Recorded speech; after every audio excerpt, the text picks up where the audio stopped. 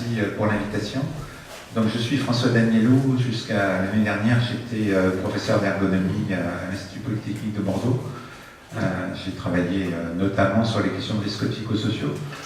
Mais ça n'est pas de risques psychosociaux que la SD Pro m'a demandé de parler, mais bien de la question de parler de son travail. Ceci dit, dans le débat, évidemment, je suis à votre disposition sur toutes les autres questions. Alors, le point dont on part tous, Michel y a fait allusion, c'est que avant que les gens travaillent, il y a eu un travail de préparation, donc des concepteurs, des organisateurs qui, en faisant des hypothèses sur ce qui allait se passer, ont défini, pour atteindre le résultat qu'on voulait obtenir, le chemin qui était prescrit pour y aller. Sauf que dans la vraie vie, la situation n'est jamais comme elle avait été prévue, jamais exactement comme elle avait été prévue. Et si on veut obtenir à peu près le résultat souhaité, il faut que l'activité humaine s'adapte. Donc elle compense les variations de la situation et aussi les variations de l'état de la femme ou de l'homme qui travaille. Voilà. Sauf que cette activité réelle, elle est extrêmement cachée dans l'ombre et que l'enjeu c'est comment on la fait sortir de l'ombre. Mais la difficulté c'est que ça n'est pas simple pour les travailleurs eux-mêmes de parler de leur travail. Et donc c'est de ce point précis que je voudrais parler pour introduire le débat. Voilà. La situation serait très simple si réaliser une action, c'était d'abord je décide et ensuite je fais. Parce qu'on pourrait témoigner de ce qu'on a décidé. Donc si la pensée précédait l'action, la situation serait simple. Mais le problème c'est que ça n'est pas comme ça. C'est-à-dire que dans l'immense majorité des cas, l'action, ça n'est pas le résultat d'une pensée préalable qu'on aurait mise en corps ensuite. Alors, il y a des cas très rares où on peut le considérer comme ça. C'est-à-dire si vous dites « j'irai au cinéma demain », bon, la pensée « j'irai au cinéma » précède l'action d'aller au cinéma. Mais c'est très rarement comme ça.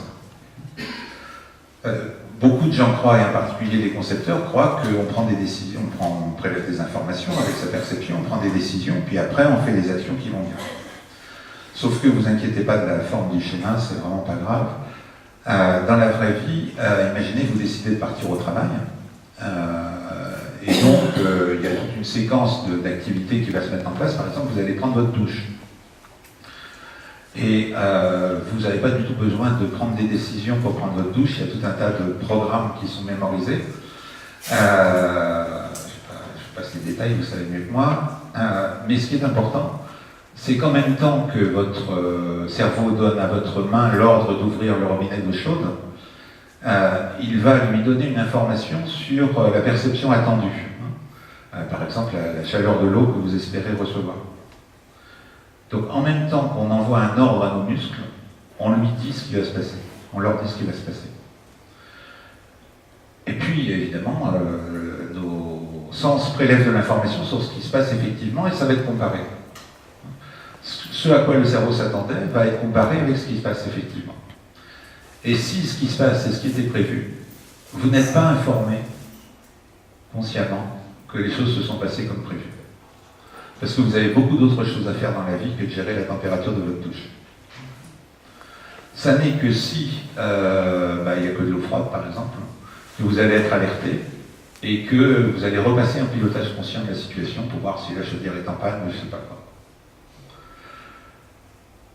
Voilà. Notre cerveau est tourné vers le futur. Il n'est pas du tout en réaction à ce qui vient de se passer. Le cerveau est tout le temps tourné vers le futur. Et vers des buts qu'il veut atteindre, et pour atteindre ces buts, le cerveau simule en permanence les différentes actions qu'on peut faire pour atteindre ces buts. Par exemple, pour venir ici, je prends le métro, je prends ma voiture, etc. Je vais simuler ce que ça fait de faire l'un ou l'autre. Et parmi toutes les possibilités, le cerveau va sélectionner des actions possibles en fonction de la mémoire des réussites et des échecs dans le passé. C'est le fait que des choses se sont bien passées qui font qu'on va avoir tendance à reprendre cette stratégie-là. Mais évidemment, ces comparaisons, elles ne sont pas conscientes. Voilà, donc 2 points importants. Le premier, c'est que on passe notre temps, notre cerveau passe son temps à dire il va se passer ça. Et si c'est ça qui se passe, on n'est pas informé. Et la deuxième chose importante, c'est que la comparaison des différentes stratégies possibles se fait sur la mémoire du plaisir ou des difficultés qu'on a rencontrées chaque fois qu'on a employé ces stratégies dans le passé. Donc c'est la mémoire des échecs et des réussites. Donc c'est très important pour le sujet qu'on veut traiter, je ne fais pas du tout ça pour le plaisir de faire de la théorie, de se dire qu'on n'est pas conscient de l'action qu'on est en train de faire.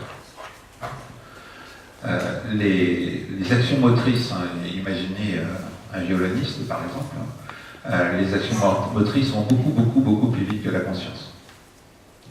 Ça n'est pas possible d'avoir conscience de ce qu'on est en train de faire. Quand on dit j'ai conscience de faire ça, ce dont on a conscience, c'est que l'ordre qu'on a donné a obtenu le résultat qu'on attendait. On n'a pas conscience de l'action du corps pendant qu'elle se réalise. On a conscience qu'on voulait obtenir quelque chose, c'est ça qui s'est passé. Voilà, alors que je me permets de citer un collègue, Philippe Dalzy, lorsqu'une action est engagée, le cerveau projette un programme moteur et anticipe les retours sensoriels que va produire l'action.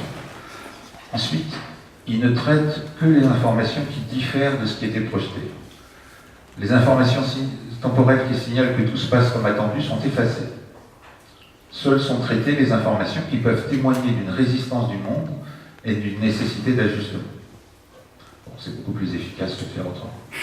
De ce fait, la majeure partie de ce que nous avons appris à faire et qui permet que notre monde garde tant bien que mal forme humaine est largement occultée. Il y a donc un déséquilibre. Ces défaillances s'imposent à la conscience du travailleur alors que les dimensions positives de son action lui restent obscures. Alors c'est une expérience que toute personne qui fait de la niche du travail partage, hein, c'est que quand on restitue à un travailleur qui monte des feux arrière de voiture tout ce qu'il a fait pendant 59 secondes, il répond très souvent « je ne savais pas que je faisais tout ça ». Et parfois il ajoute « mais finalement c'est pas si bête », puisque beaucoup de salariés ont intériorisé l'image de la société qui est que le travail à la chaîne c'est bête. Et quand on restitue l'ensemble de ce qu'il faut faire pour monter un feu arrière de voiture, le salarié réalise que c'est pas si bête. Voilà, alors on arrive au point qui est celui de notre débat d'aujourd'hui. Ça n'est pas possible de percevoir tout seul l'épaisseur de son activité. C'est pas possible de percevoir tout seul tout ce qu'on mobilise pour réaliser des actions qui sont le reflet de notre professionnalisme. Donc c'est la confrontation avec autrui qui peut nous donner une chance de percevoir l'épaisseur et la valeur de ce que nous faisons. Donc cet autrui, ça peut être un observateur professionnel dans ce métier, mais plus simplement, ça peut être les collègues. Ça peut être les collègues si on arrive à créer des espaces où c'est possible d'instaurer des controverses, au sens où l'un ou l'une dit moi je fais comme ça, et puis l'autre dit oui, moi dans cette situation je ne fais pas comme ça. Et quand les conditions sont réunies, quand les conditions sont saines, chacun va se mettre à essayer les techniques des autres et à enrichir comme ça sa propre palette de réaction aux situations. Voilà. Donc cette question alors on peut l'appeler comme on veut, on dit beaucoup actuellement les espaces de débat sur le travail, des endroits où on ait le temps et les moyens de se parler entre collègues des situations qui n'étaient pas comme prévu, des réponses qu'on a apportées, etc. C'est un enjeu de santé, la présentation le discute très bien, c'est aussi un enjeu de beaucoup d'autres choses. On ne peut pas mettre en place des démarches participatives, par exemple, où on sollicite l'avis de volontaires sur telle ou telle décision d'entreprise ou tel processus de changement, s'il n'y a pas eu une constitution du point de vue du métier. Si les collègues n'ont pas pu se parler entre eux, on met en difficulté un salarié si on le nomme comme volontaire pour représenter un groupe, si ces controverses professionnelles n'ont pas eu lieu. Voilà. Alors pour terminer, je voudrais vous montrer deux schémas qui sont glaçants. et qui viennent de 2 enquêtes de la communauté européenne. Première enquête, le classement des pays européens par capacité d'innovation de chaque pays. La France est le plus mauvais pays de la communauté, des grands pays industrialisés de la communauté européenne en matière d'innovation, à part l'Italie. Deuxième enquête qui n'a rien à voir, la façon dont les travailleurs se sont écoutés dans leur travail. C'est une enquête sur quand on prend des décisions, enfin c'est une question, pardon, sur quand on prend des décisions à propos de votre situation de travail, est-ce que vous avez l'impression que votre point de vue est pris en compte? La France est la 4e plus mauvaise. Et derrière, il y a l'Espagne, la Grèce et Malte. 2 enquêtes qui n'ont rien à voir. On peut mettre les 2 enquêtes sur le même schéma. Donc en bas, vous avez la capacité d'innovation, et puis vers le haut, vous avez le sentiment d'être entendu. Donc vous voyez que les pays qui ont la plus grande capacité d'innovation, c'est les pays où les salariés ont le plus le sentiment d'être écoutés. En gros, c'est les pays scandinaves. C'est pas le hasard, hein. C'est plus on mobilise l'intelligence, plus il y a des chances qu'on puisse avoir des idées innovatrices. Mais ce que je voulais vous montrer, c'est que la France est dans une position, elle est complètement en dehors de la courbe, dans une position où la capacité d'innovation est très très mauvaise et le sentiment d'être écouté des salariés est très mauvais. Et puis vous avez vers le haut, au-dessus de la courbe, des pays où les travailleurs ont raisonnablement le sentiment d'être écoutés, mais où pour l'instant le développement n'est pas très important, donc il n'y a pas une très grande capacité d'innovation pour l'instant. On peut penser que c'est là que les choses vont se passer. Voilà, donc il y a l'absence de débat sur le travail, notamment en France, c'est un gigantesque réservoir de gâchis économique. Alors, je le dis en tant qu'ergonome, ou en tant qu'ex-ergonome, comme vous voulez, mais il n'y a pas que les ergonomes qui disent ça. Je ne sais pas si vous connaissez le livre de Pierre-Yves Gomez qui s'appelle Le travail invisible. Pierre-Yves Gomez est un professeur à l'école de management de Lyon. Ça n'a rien d'un gauchiste, vraiment pas. Et il a écrit un livre pour dire que les entreprises françaises vont mourir du fait de ne pas écouter leurs salariés. Alors on connaît bien hein, le prix de l'absence de débat sur le travail, c'est la dernière diapositive. Première chose, le silence organisationnel, c'est-à-dire des informations qui sont disponibles au niveau du terrain et qui ne remontent pas. Ça, dans les industries à risque, ça fabrique des accidents majeurs.